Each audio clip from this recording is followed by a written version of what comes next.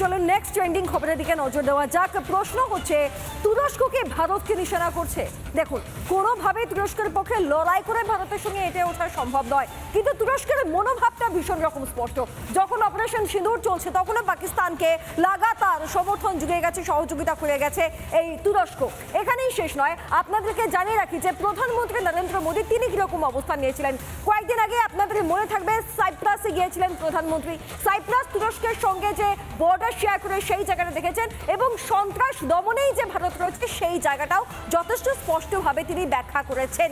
কিন্তু এবার তুরস্ক কি করছে?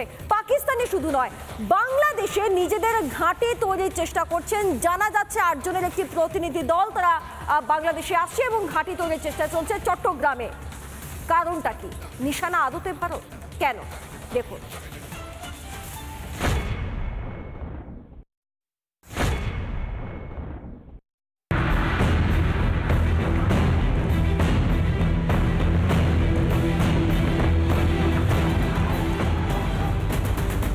বাংলাদেশের মাটিতে ভারত বিরোধী স্লোগান বারে বারে শুনেছে গোটা বিশ্ব।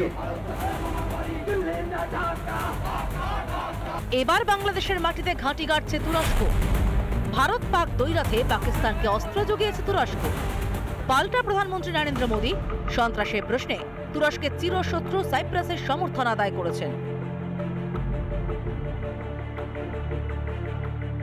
रक्षा और सहयोग को और मजबूती देने के लिए डिफेंस कोऑपरेशन प्रोग्राम के तहत रक्षा उद्योग पर बल दिया जाएगा। क्रॉस बॉर्डर टेररिज्म के विरुद्ध भारत की लड़ाई में साइप्रस के सतत समर्थन के लिए हम बहुत बहुत आभारी हैं। যুদ্ধে কূটনীতিতে এঁটে উঠতে না পেরে এবার বাংলাদেশকে ঘাঁটি করতে চলেছে তুরস্ক। পাকিস্তানের পর এবার বাংলাদেশের সঙ্গে সখ্যতা বাড়াচ্ছে তুরস্ক। তুরস্কের অস্ত্র পাকিস্তানের পর এবার বাংলাদেশও কিনতে চলেছে।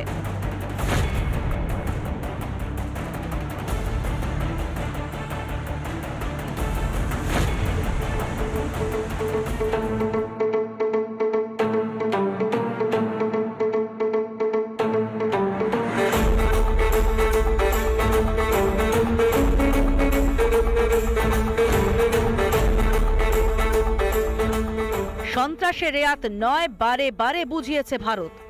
বাংলাদেশের মাটিকে ঘাঁটি করে ভারত বিরোধিতার সুর চড়ালে অপারেশন সিঁদুরের পরাক্রম ফের মনে করাবে ভারত।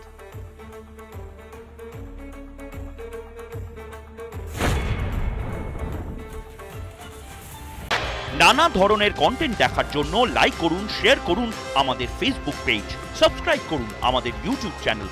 পাশাপাশি অন্যান্য ব্রেকিং নিউজের জন্য অবশ্যই চোখ রাখুন রিপাবলিক বাংলায়।